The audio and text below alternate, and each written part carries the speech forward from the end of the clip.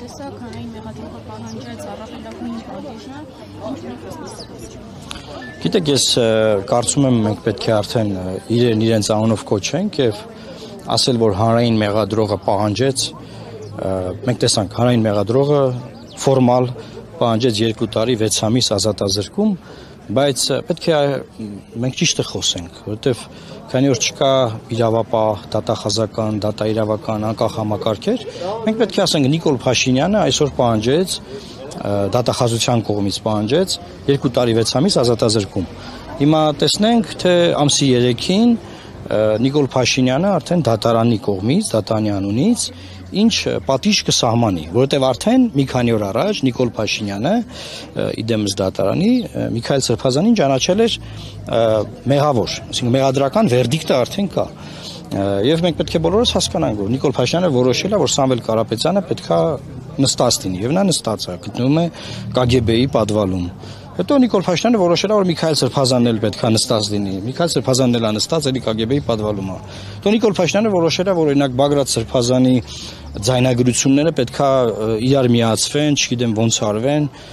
մարդկանց հանրության մեջ տարածվեն, խեղաթյուրվի ամբողջ ինֆորմացիան, նա էլ է նստած, նրա հետ էլի բազմաթիվ մարդիկ։ Դե մենք ունենք այս վիճակը, այսինքն այս իմաստով պետքա որևէ իլյուզիա չփայփայենք եւ հասկանանք, որ Միքայել Սրբազանը ըստ իշխանության որոշման պետք է լինի անազատության մեջ այնքան ժամանակ, քանի դեռ ընտրական process-ները չեն ավարտվել։ Այսինքն նա ազատազրկված է, որպեսզի ազդեցություն չունենա իշխանության վերարտադրման գործընթացի վրա։ Բայց ինչ ազդեցություն կարող է ունենալ քաղաքական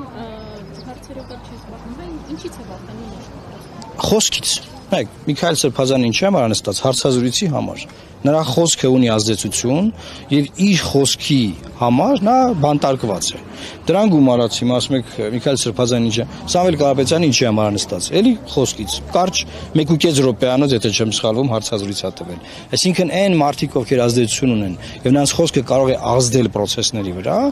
այդ մարդիկ բանտարկվում են։ Հիմա մեր խոսքն էլ է ազդում process-ների վրա, մեր այդ հերթը կարող հասնել նաեւ մեզ։ Հիմա ումը որքանով, որ չափով, ինչքանով այդ չափով էլ process-ները գործում են։ Բայց մենք պետք է հասկանանք, հիմա այսօր Փաշինյանը գնացել էր Ստրասբուրգում մարդու իրավունքների եվրոպական դատարան։ Եվ այնտեղ մեր դատավորը օրինակ Վահե Գրիգորյանն է, որ փաստաբան է եղել, իրավապաշտպանությամբ ենք զբաղվել միասին։ Հիմա Վահե Գրիգորյանը, որ եվրոպական դատարանի դատավոր է, կամ այն մյուս դատավորները, կամ դատարանի նախագահը, որ դիմավորում է Նիկոլ Փաշինյանին։ Այդ մարդիկ չեն մտածում, այս երկրում ինչա կատարվում։ Այդ մարդիկ չեն տեսնում, այս երկիրը ոնց է ձեռքից գնում։ Ժողովրդավարության որևէ չափանիշ չի պահպանված այս երկրում։ Համար ես դատապարտում եմ այս ամբողջ process-ը եւ ուզում եմ մենք իրենց անունով կոչենք։ Ինչքան շուտ իրենց անունով կոչենք, այնքան շուտ երկրում այս իրավիճակը մենք կփոխենք։